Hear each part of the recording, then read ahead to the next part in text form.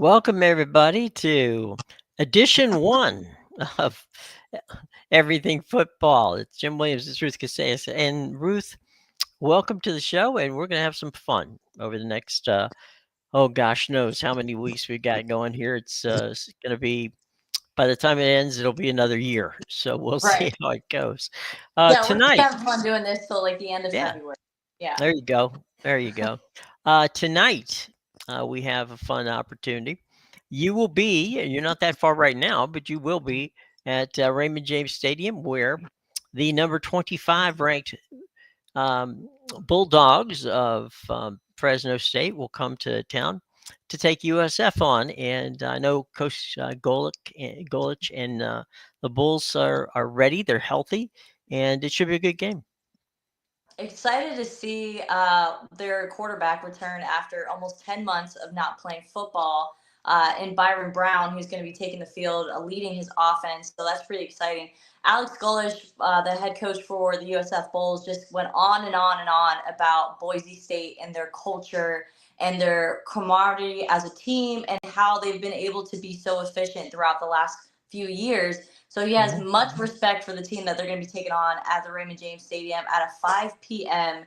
Kickoff, which is an interesting time to start a football game. But I'm excited to be there at the Raymond James Stadium to see the Bulls take on one of their first competitive opponents that's going to be happening in the first coming weeks for them.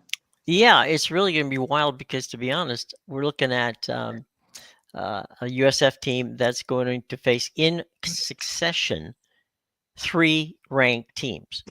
Okay, so they play Boise State, then they go to the road, go to the Swamp, and play Florida, who of course is a ranked team, number 15, and Miami, who's ranked last, depending upon who you look at, ranked it between anywhere from between 11 and 8.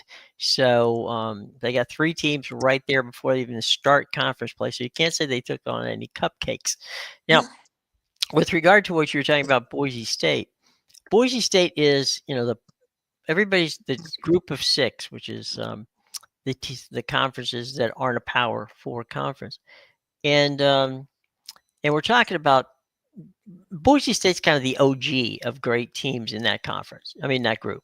I know, but UCF was kind of the sexy thing for a while, but Boise State still year in year out just kept knocking off Pac-12 teams, kept knocking off Big 12 teams, kept knocking off anybody who played them to the point where nobody wanted to play them anymore. They've got the Smurf turf out there in Boise. They are, as I said, they're one of the OGs of really decent, college football on that level. Yeah, and talking about their turf, I was talking to a coworker about this the other day. Hmm. Has it been banned since Boise State decided to turn their field blue for other universities to lead the charge and having a colored turf? Actually, no. There is, I want to say New Mexico State, but I could be wrong. There is a school out there, and I'll have to look it up. I'll put it in the comments below. But there's a school out there that has a red turf, and I just can't. That would blind me. I would absolutely be. I couldn't. It's the Boise turf. And God love them. They've had that for a long time now. So I guess people are kind of used to it. But Yeah, an absolute and total blood red turf is a little, harsh for me. I'm not quite sure yeah, I'd want to see that. You yeah. know, I don't to know. I Go don't ahead. know if that would deem like to say that you have an advantage over your Hmm. opponent if you're blinding them by the turf. I think that could possibly work Yeah. in your. As we kind of take a look at what Boise State and USF bring tonight. Um, I mean, we all know about Ashton Gently. Okay, I mean he was a Heisman Trophy finalist, outstanding running back. He was on the NFL. Sire Gans, Breezy Dunbar, Dyron,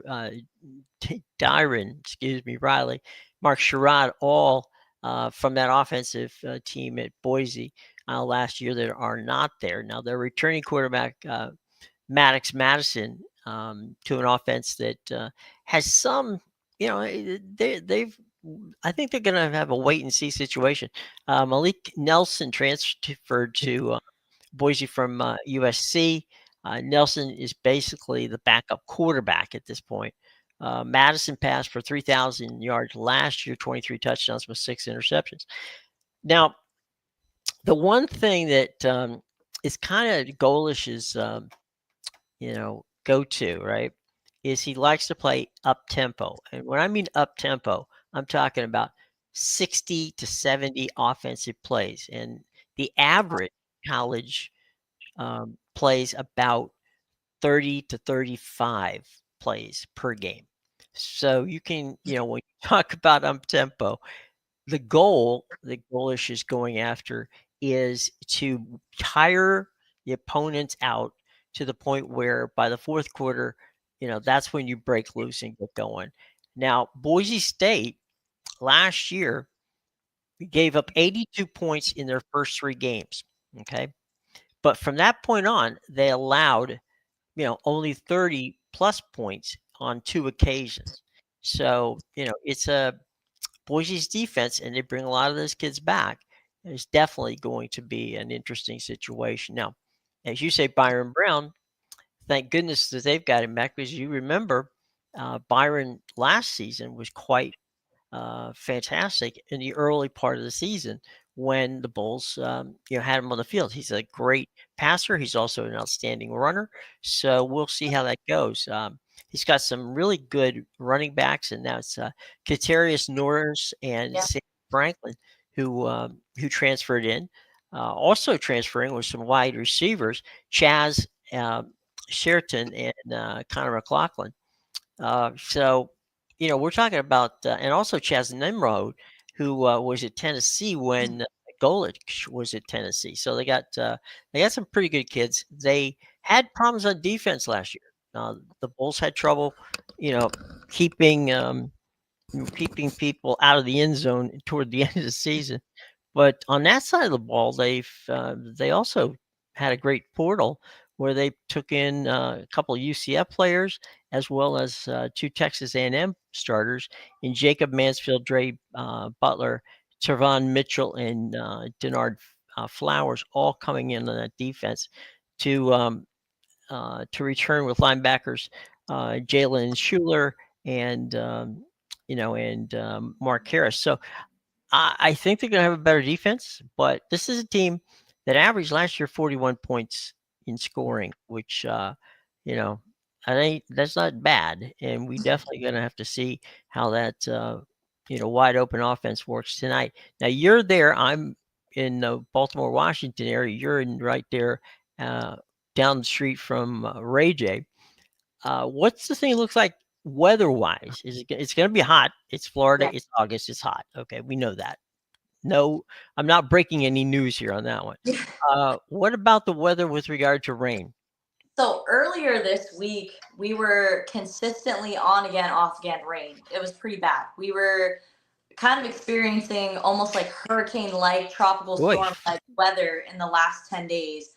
But Hmm. since yesterday, there's been a complete turnaround. So we had a presser earlier this week, I believe it was on Monday, where we got to speak to Alex Bullish and Hmm. Byron Brown. And we talked to them about, okay, have you guys been practicing with this weather? Because this could be a continuation later on this week when you guys are going to be taking on Boise State. And they said they've been playing with wet balls for the last 2 weeks. They have been preparing themselves for that rainy weather. But it seems like things have really turned around in their favor because it was a crystal blue sky day yesterday here in Tampa, Florida. And today seems to be a follow up with that. I just went on a run earlier this morning when it was 86 degrees out. So there's a nice breeze out there as well. So it seems like the rain weather is not going to be a factor in tonight's game. Now, as we know, how Florida operates, things can change into a tropical storm in a matter of minutes here. Right. Looking like Yeah. there's a clear forecast from what I checked on the radar earlier today. So a clear skies here at the Raymond James Stadium. So that shouldn't be a problem. But if it is an issue, Alex Golish has definitely got these USF Bowls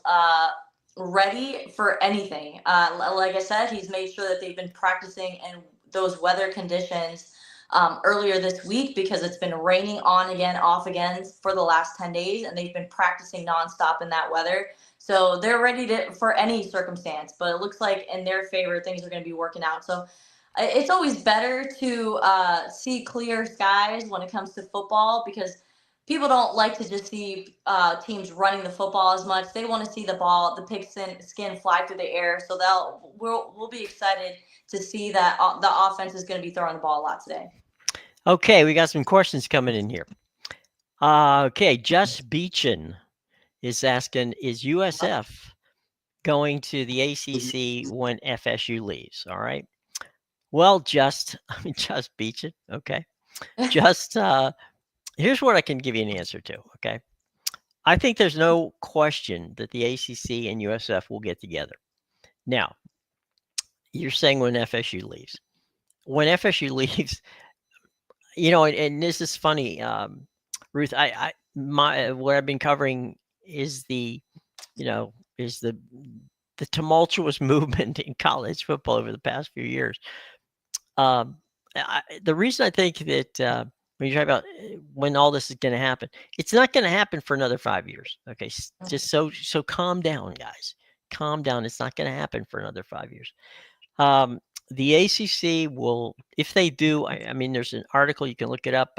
I wrote about it, about the ACC. It's called ACC 2.0 and how it can be the college equivalent of the Ivy League with regards to the athletics and the academics aspect of it. USF just needs to do something that they hadn't done in the past couple of years prior to Alex Golesh getting here, and that is win consistently. Just keep winning, okay, on the football field and the basketball field, and the rest of it will take, will the market is strong. It's a top 10 market. The facilities they have is fantastic. They're going to have a brand new stadium. So all that's good looking into 2029. And by the way, if they were to get into the ACC in 2029, guess who comes to USF on campus in 2029? That would be, yeah, you're right, the Notre Dame Fighting Irish. So let's see how that goes. Okay. So, all right, here's one from JK. Do you think the SEC teams are overrated every year? Not every year. Okay. This year, I don't know what to think. Okay. Alabama has a big game with Florida State. We'll talk about that probably tomorrow, but we'll talk a little bit about it today. I don't know what to think. Alabama's got Caleb DeBoer. This is his second year as head coach at Alabama. And Ruth, Alabama has been a factory of pushing out pro football players back during the Saban days. Well, it's not Saban days now. It is Caleb DeBoer's days. And he had an 8-4, I think it was 8-4 record last year. And people in Alabama were, basically considering that a terrible season. And so we'll see. They open at FSU. They open at Doak Campbell.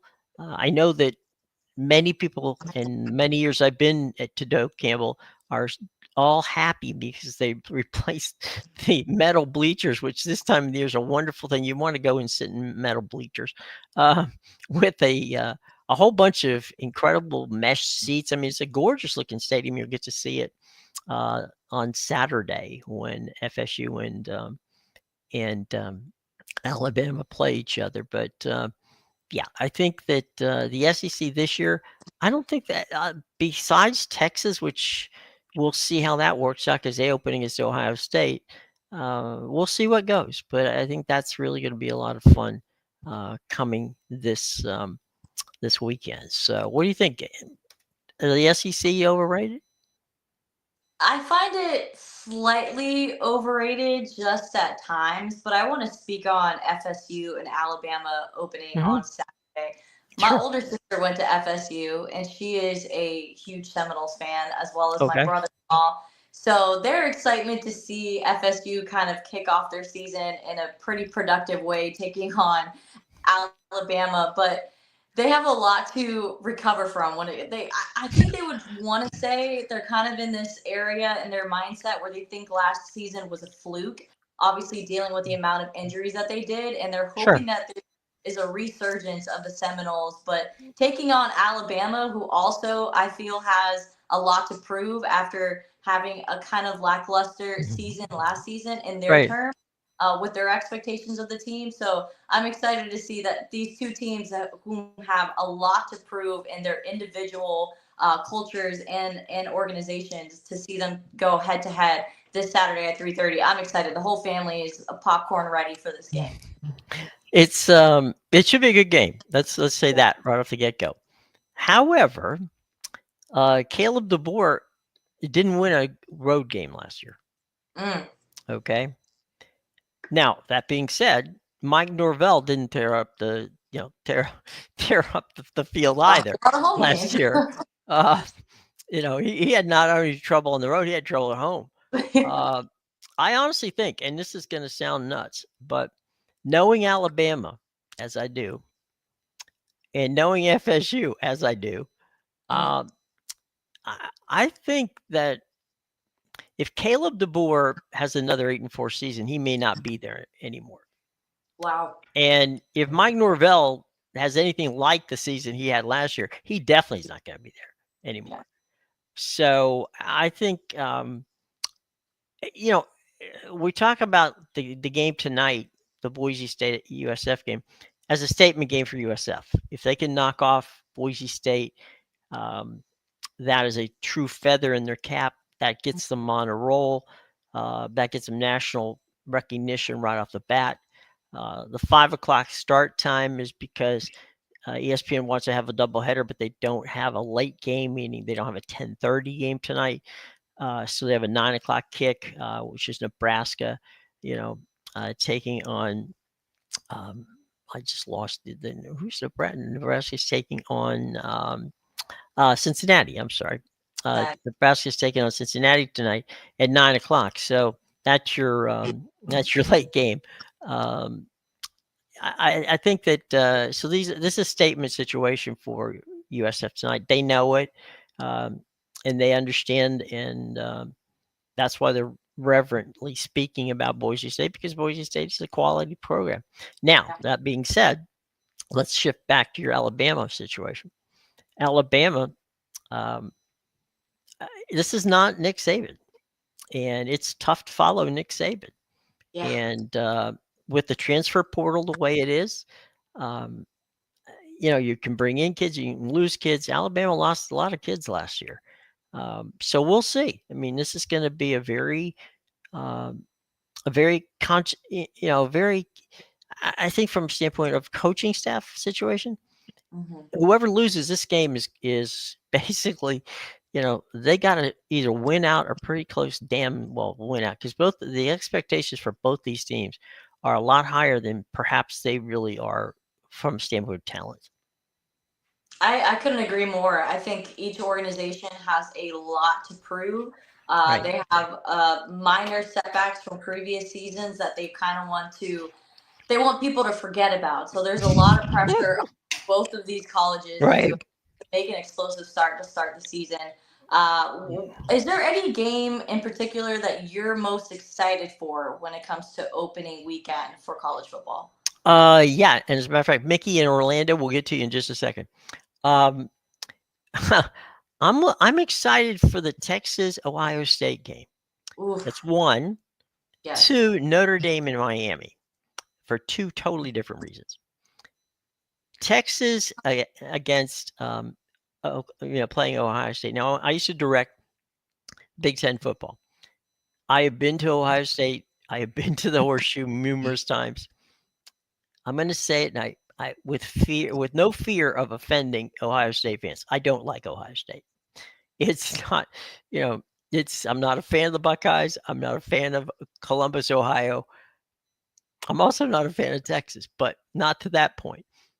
Arch Manning, all right, Archie Manning's grandson, Peyton, and Eli Manning's nephew. What a tough situation that kid is in. He's got the Manning name. and he's playing at the Horseshoe on the road. No pressure, right? So I think that's going to be an interesting game for. We were talking just a minute ago about the SEC, and Ruth, to me, and get your take on this for a second. Most of these conferences, the Big Ten, the SEC, are top heavy. Okay, there's 4 or 5 teams at the top, and then there's a huge drop to the next level. And so from Texas, of course, getting in there last year, pushing Ohio State to the hilt in the playoffs. I think they're 2 incredibly talented squads. Ohio State year in year out just keeps churning it out. I'm interested in finding out if James Franklin can do that at Penn State. I mean, James is a good dude. I think he's a fantastic coach. He's a great recruiter. For some reason, he literally cannot beat Ohio State or Michigan. I mean, you could put the Pittsburgh Steelers or the Philadelphia Eagles out there on at College Park. I'm sorry, not College Park, State College in where Penn State plays, and it would be a tough time for them. They it's crazy. But they have to get by this year because, I mean, they're preseason in the top 5, as is Ohio State. So we'll see. But I think if anybody can go into the Horseshoe and beat Ohio State, it will be Texas. Texas is a really loaded team. Now, Notre Dame and Miami. I personally have a love relationship for that rivalry. When Jimmy Johnson was there, he was brutal on Miami, and now Lou Holtz was equally brutal, and we've seen the games. We've watched the 30 for 30 Catholics versus convicts game. I was at that game, working that game. It's a rivalry that was amazing. Along with, by the way, Notre Dame and FSU had a great rivalry because Bobby Bowden and Lou Holtz were incredible friends. As a matter of fact, Lou Holtz's best man at his wedding was Bobby Bowden, and when Lou Holtz didn't have a job, he stayed at Bobby Bowden's house in West Virginia. So they had a history that was phenomenal. It would be great to see Miami with Mario Cristobal and Coach Freeman at Notre Dame rekindle something like that rivalry. They'll never be able to do it again because the teams that Miami and Notre Dame trotted out each year, during that time, Miami was a perpetual national championship contender, as was Florida State, as was Notre Dame that time around. Times have changed drastically from that era, but that's more nostalgic. The Texas game against Ohio State is more substantive because either one of those teams could end up being the national champion. Let's see what Mickey in Orlando wants. How do you both? You're a UCF fan. Interested in hearing your thoughts about Scott Frost's return. After Gus Malzahn, of course, went to work as the offensive coordinator for Mike Norvell. Scott Frost did a wonderful job while he was there, and I think he took a lot of heat from going back to his alma mater to Nebraska, and he got bounced, pretty much. It wasn't a good time for Scott at Nebraska, but Scott didn't forget how to coach. Okay, he knows to coach, and I think UCF has had a pretty good run at recruiting. So, are they going to win the Big 12 championship, Mickey? No, not this year. Maybe down the road, maybe 2-3 years down the road. I would say yeah, but right now, to me, you got Utah's going to probably have a bounce back year in the Big 12. I would look for that. I would look for. I don't see why ASU is going to fall off. I think they've got a good situation out there. So you got Arizona State, and then of course there's Kansas State. There's a bunch of teams out there. So is UCF going to be better? I believe they will. Will they be a contender for the Big 12? I think they're probably maybe a year and a half away, but Mickey, I know that passionate fans at UCF over there will have the patience at the bounce house when they go and see. So we'll see, but they'll have a good season. They'll be better with Scott than they were with Gus, and let's just see how it goes from that standpoint. So, good. As you say, the majority of the night's roster turned over. They did, and we'll see how that works out. But thanks for the question, Mickey.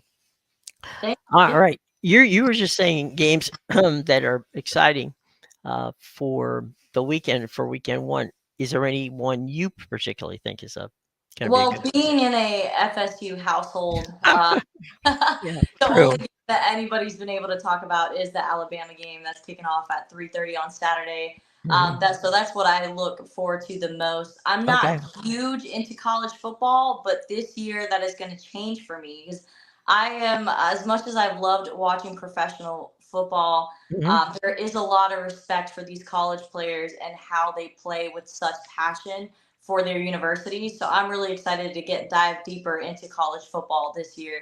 And it seems like it's a great time to do so with all the changes and all these different teams, whether it be coaching, players.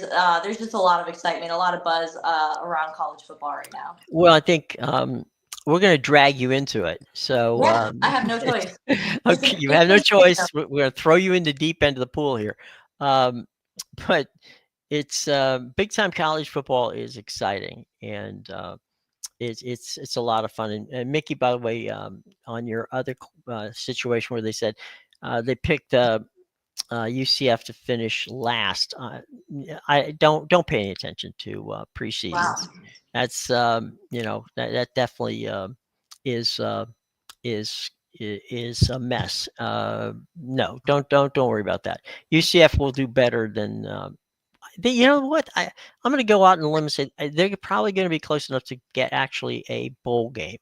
Mm, So keep an eye on that. that's good. We'll see.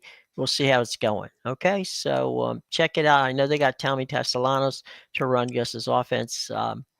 That's a good fit for Scott Frost. Tommy's got good recruiting, chops, and he's a good offensive guy. So we'll see.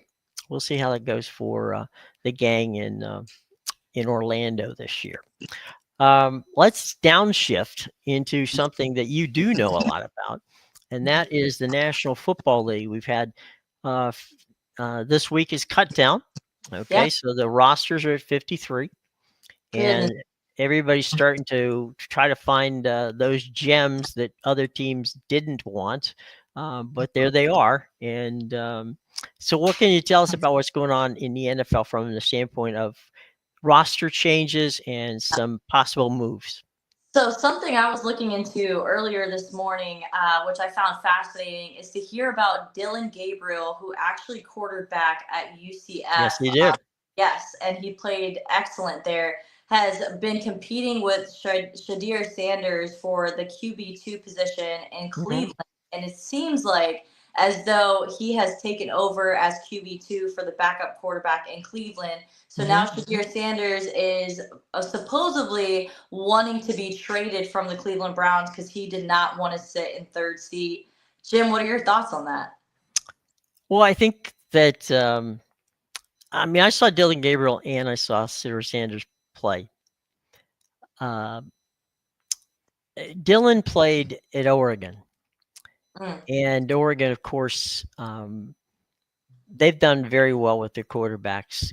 From that standpoint, I think we have to do is take a quick look over in Denver, and you can see that you know Oregon's quarterbacks end up in the NFL pretty well. yeah. Now, in fairness to Sanders, he had no offensive line, Mm. and so most of the time he was running for his life. Are you Um, speaking about his time in Colorado? yeah, at the University of Colorado. Um, the idea that Joe Flacco, I mean, Joe Flacco is not going to last the season. I Yeah. mean, it's just not going to happen. I was surprised, frankly, that they picked him. They got rid of Kenny Pickett, so that was a little surprising to me that they cut Kenny Pickett loose. Um, I think Shedeur Sanders is probably one of those guys who is going to have to wait his turn. Not that Dylan Gabriel's. I don't know what we'll see what Dylan Gabriel is, but I don't. I think Sanders, because of the offense that he ran, which was his dad's. Now remember that the only other coach he had was the high school coach. So Wow. he's run his father's offense for most of his life. Yeah. Um, so when you get a playbook, and you've seen playbooks, and I tell people all the time, it's like learning Spanish or English or German. I mean, A new language. yeah, it is. It's totally a new language. It's a totally new system. I'm sure he wasn't comfortable with it because it's something that every young quarterback goes through. Are you comfortable with what is on the table there? And offensively, it's not a good situation for him. He's coming in. There's tremendous pressure on him because he fell all the way down, to that point where Cleveland picked him after they already had picked Dylan Gabriel. So there's something they saw in Dylan Gabriel that they didn't see in Sanders, which is why he's probably QB2 at this point, not not in the practice squad. Uh, whether Sanders wants to get traded or not, this is not the way the NFL works. The NFL works when you prove that you are worthy of being traded somewhere. They'll trade something for you, or if there's somebody that sees that maybe there's something that Cleveland thought about that Sanders that they like, maybe they'll take him. But the thing at this point is, if anybody wanted Sanders, they had plenty of opportunity to take him. So I'm not. You can scream all you want to. If nobody wants you to play for them, it doesn't matter what you want. And right now, I think Sanders should be quiet, be a good soldier, and take his turn when the time comes. Be ready. That's what you do when you're a third-team quarterback. Or you could end up like Kyle Trask, which Oh gosh, that's a it, whole conversation, Jim. yeah, that is a whole conversation for another day. Yeah. But anyway, I think to your point, Dylan Gabriel is a poised, ready to play in the NFL quarterback. Sanders is kind of an X factor because of the offense he played and because of the fact that when you run for your life, you don't know. And I'm talking about from an NFL standpoint. I don't know what he can do. I don't know if he can be a pocket passer. I don't know if he can, if he is an RPO guy, kind of guy. I don't know what he is. And I need to know what he is before I can put him in a game. And I think that's the problem. You can't really, you can see a guy playing practice. Remember, they have 4 guys playing quarterback in practice. So, you're not going to find out a whole lot in that amount of time. And so I think that's the problem with Sanders. Is it a lack of talent? No, I don't think that's the case. I think he has talent. I just don't think anybody has been able to qualify what it is that he, what can he transfer from college to the pros that will make him capable. I mean, who's he like? He's not really like a running type quarterback like Lamar Jackson or someone like that. That's not his style. He did run, obviously, but if you got 7 people chasing you, you're going to run. He can throw on the run, which was basically something he had to do. So I think the long and the short of it is that Dylan Gabriel's a more poised quarterback than Sanders is at this point in time.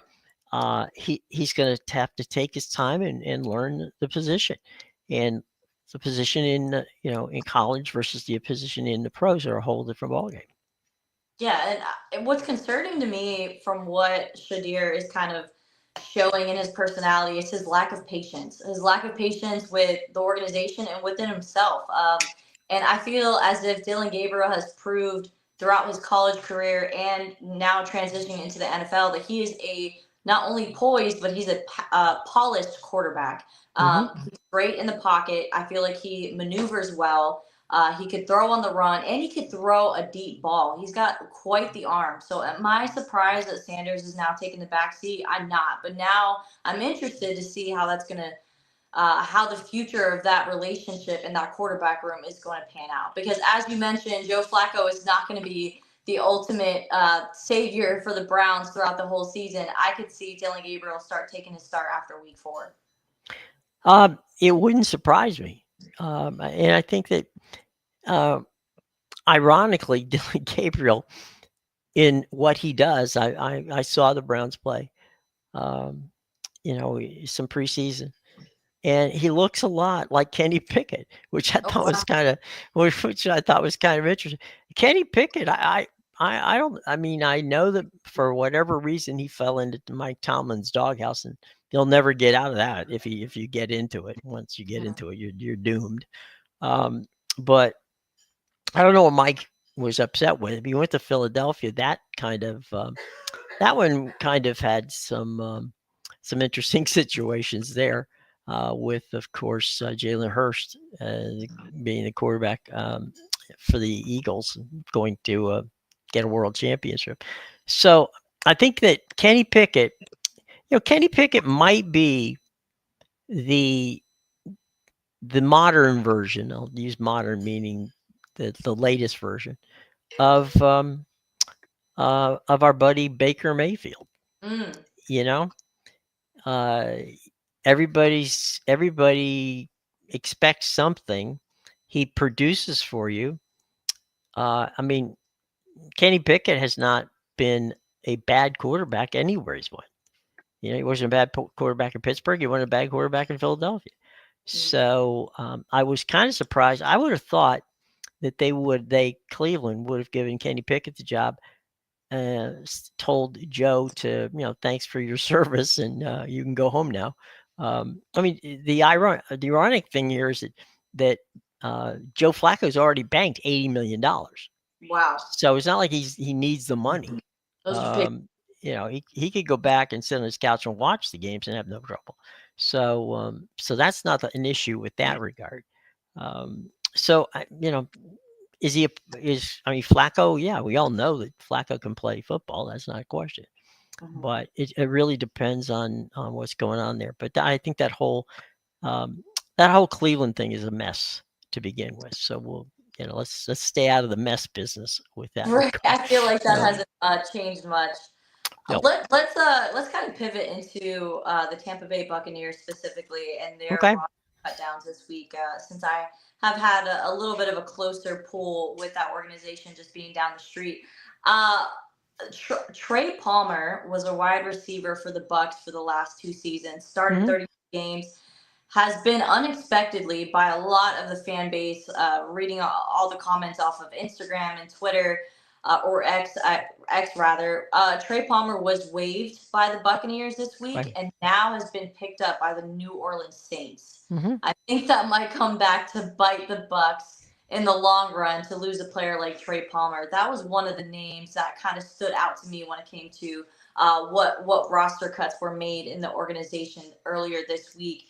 Now, not only catching the ball, but throwing the ball as well. Kyle Trask was also waived by the Buccaneers Right. as he was entering into his fifth season. Now, they signed Teddy Bridgewater on August 5th, and we Hmm. saw Teddy perform in only one of the preseason games. Right. And I guess that was enough for the Bucks to solidify that he was going to be the backup for Baker Mayfield. Speaking to Todd Bowles earlier this week about the decision, he said that Teddy brings more knowledge to the locker room as well as experience. Obviously, being drafted in 2014 by the Minnesota Vikings, he's been in the league for a while. He knows how to play the game. He knows how to command offenses. And we just got a little bit of a glimpse of him kind of shaking off the rust in that second preseason game. But I guess he's shown enough, has proven enough to step in as that backup role for Baker Mayfield. And hopefully, we won't even have to use him. Hopefully, Right. Baker, being the dog that he is going to stay Right. healthy and consistent throughout the year. But I think it's a smart idea to have a veteran quarterback like Teddy Bridgewater to take over, almost like a Joe Flacco situation, in Hmm. case to have a player that is seasoned, that is polished like a Teddy Bridgewater, who can learn an offense and who could demand command an offense as well. The Hmm. thing with Kyle Trask is he had 2 years sitting behind. Well, he was the third string quarterback when Tom Brady was here Hmm. with the Buccaneers, but then he also had the 2 years behind Baker. Hmm. I just feel like he hasn't really been able to transition his game from a collegiate level to the NFL. I haven't Right. really been able. I've only seen him play in preseason games. I've been able to see him Mm. in training camps, and there is glimpses of excitement when it comes to his game, but there's nothing to really solidify that, okay, this guy could be the guy to lead a locker room. And I think that played a lot into the decision on not keeping him. Now they have a third string quarterback that they're putting on the practice squad, and Connor Balzlak. I can never like pronounce his name correctly. It's Bazelak. Bazelak. He showed a lot in preseason, as well as when it came to consistency and how well he was able to learn the offense in that locker room. So Connor's going to look like he's going to be the third string. We're going to have to say goodbye to Kyle Trask. Not sure where he's going to end up. And Teddy Bridgewater is going to be the backup for Baker Mayfield. So there are positions that haven't been over comforted, like, okay, we are definitely set when it comes to the wide receiver room. We're definitely set when it comes to quarterback and safeties, which is something that they struggled with in previous seasons when it came to injuries to an Antoine Winfield Jr. and players of that nature. So there are some eyes on the waiver wire to see who they sign, who could they bring in. Because when it comes to the wide receiver room specifically, I mean, of course, you got Mike Evans. Now we have Tez Johnson that excited everybody during the preseason.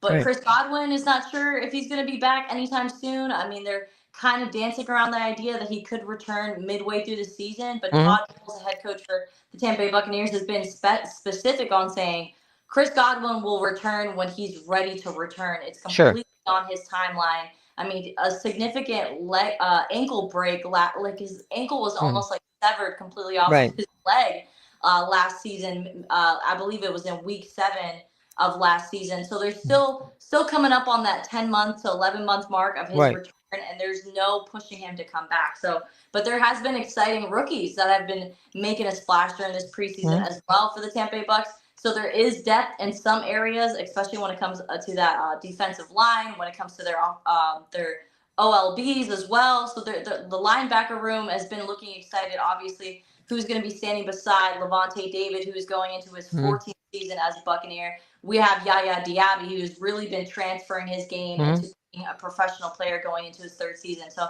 a lot of excitement over the Buccaneers right now, and we're going to be commanding the NFC South. They're going to be commanding the NFC South this coming season for the NFL. So a lot of excitement here in Tampa, but there are some question marks still about can Baker have enough offensive talent? Is there going to be enough weapons for him to throw on?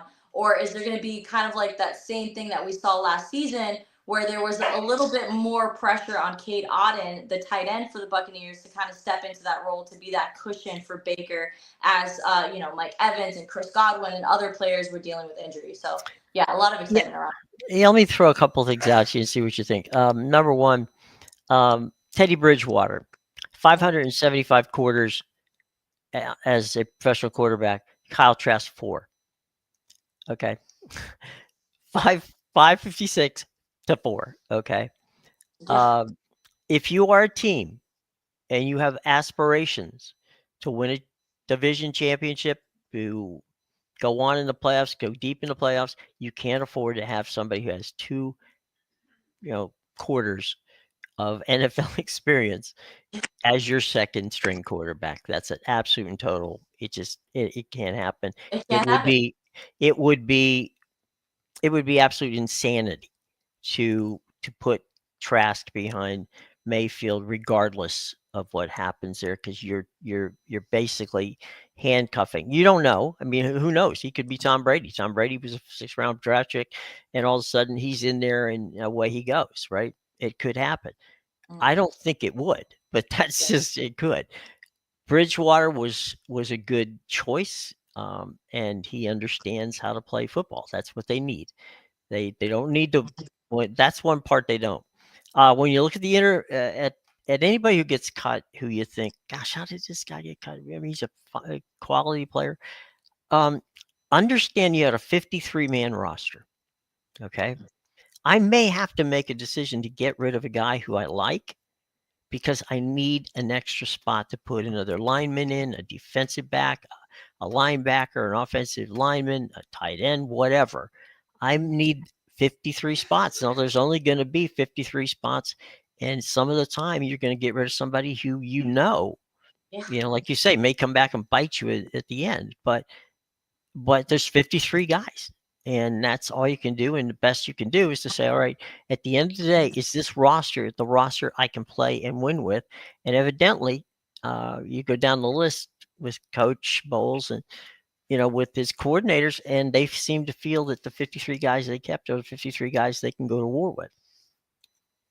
Yeah, I mean, there's been question marks all around the league when it comes to Mm-hmm. some of these teams that are cutting like Pro Bowl players that Right. are very experienced players. Like it's just the name of the game, especially when Mm-hmm. you have a draft, an NFL draft, as exciting as we had this last Mm-hmm. draft that has really been able to come in and make a splash and make some noise. But I do want to circle back to another Sanders that we have to speak about. Mm-hmm. That in the last preseason game um, against the Buffalo Bills, definitely kind of showed his personality a little bit and kind of in the negative way. So Shiloh Sanders, Mm-hmm.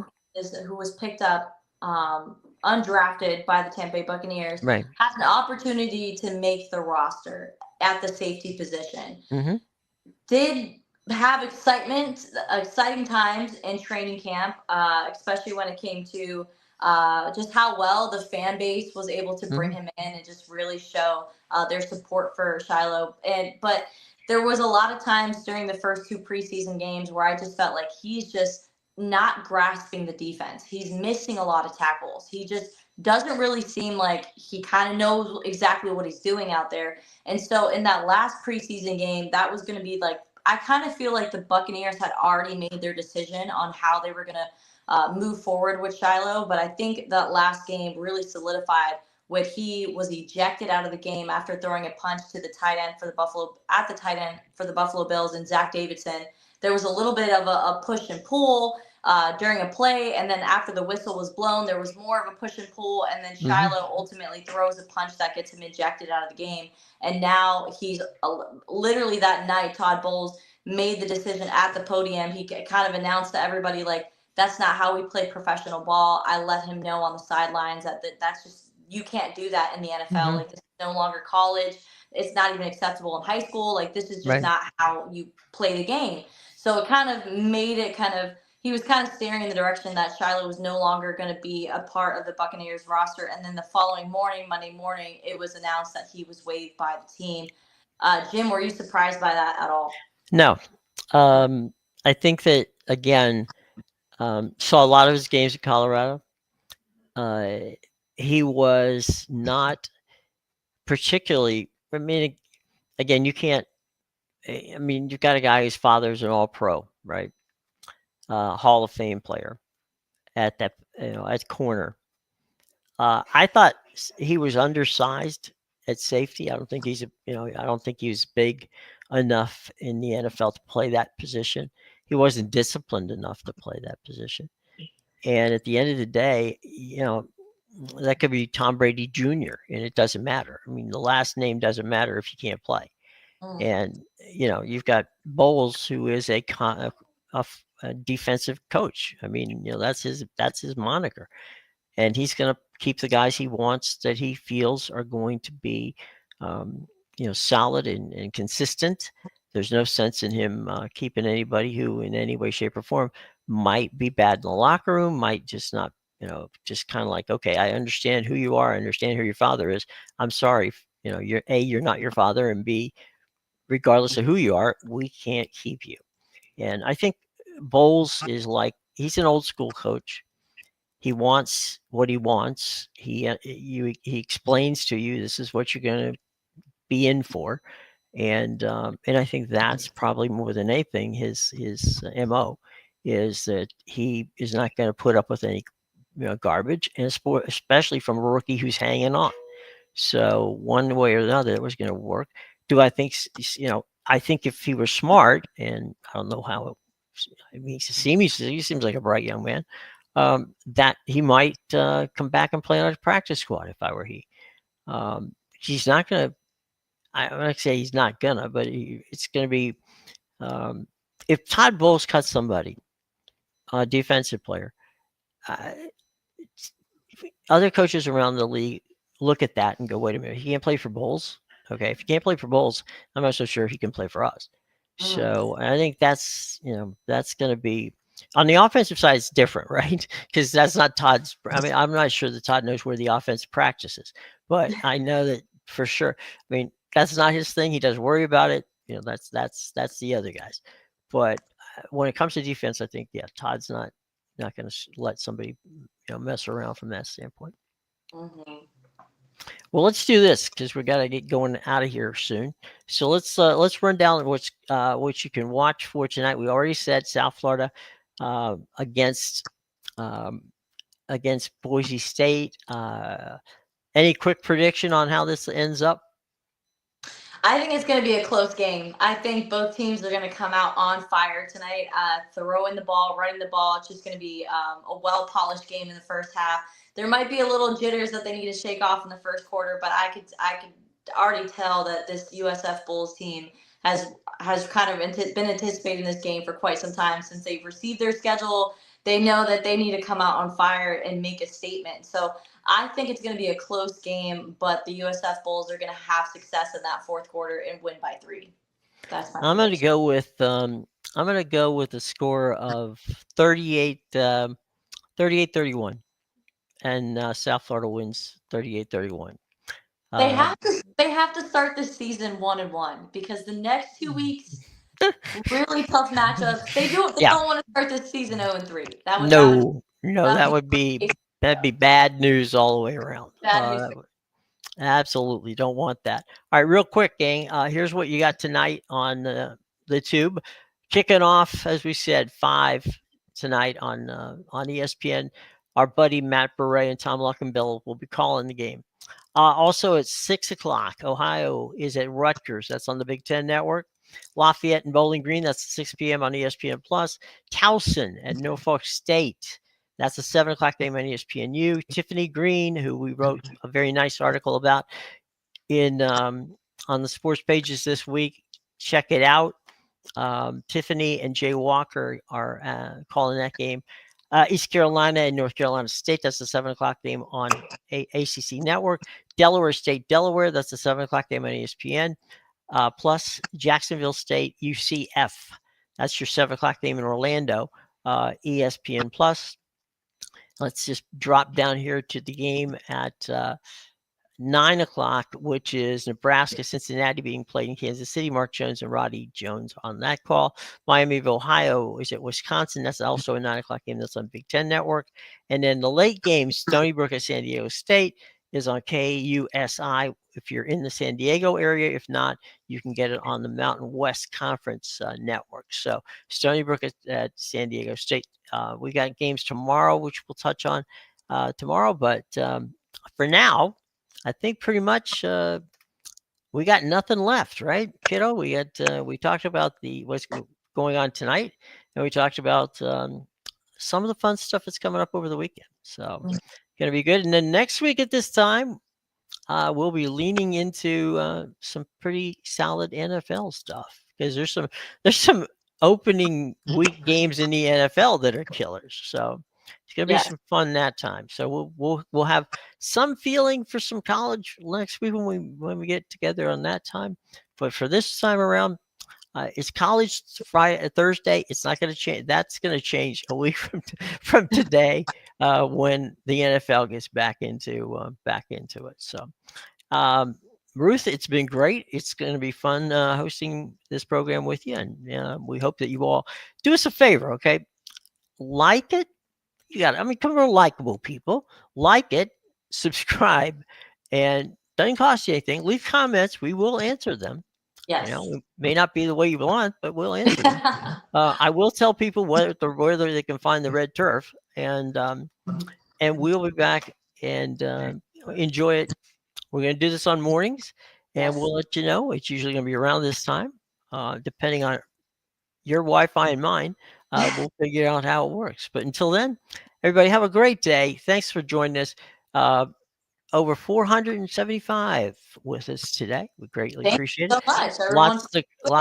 Lots of cool questions and some stuff I'm going to get to on X after the show. Okay. All Yeah. right, gang. So thanks so much. Really quick, Jim. Go, go, go. To say this publicly while we still have people on the air. I just want to say I have so much respect for you and all that you do, and all that you've done for me since 2018, taking me on as an intern. I really appreciate it. I'm really excited that you involved me in talking football with you, and I just promise to keep learning more and more so I can bring as much energy and knowledge to these shows. And I'm really looking forward to the season. Well, as am I, and you're my Dylan Gabriel. Okay, we need somebody who we can step in and do it, no question about it.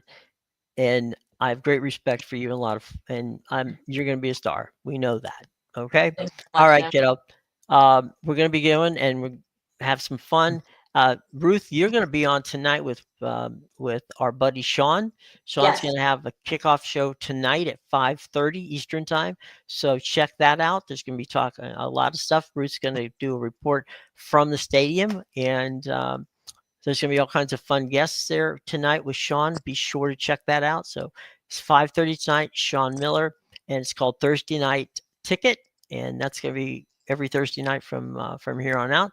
So be sure to check that one out. And if you missed us today, don't worry, we're still here. You can catch us on just on replay. We'll be right at everywhere you can look. You can find us on YouTube. You can find us on X. You can find us on Facebook. So just check it out. As we say here, just hit and subscribe. And if you hit the bell, then you'll know every time beforehand when we're going to be on. So until the next time, tomorrow, for Ruth, I'm Jim. Take care, buddy.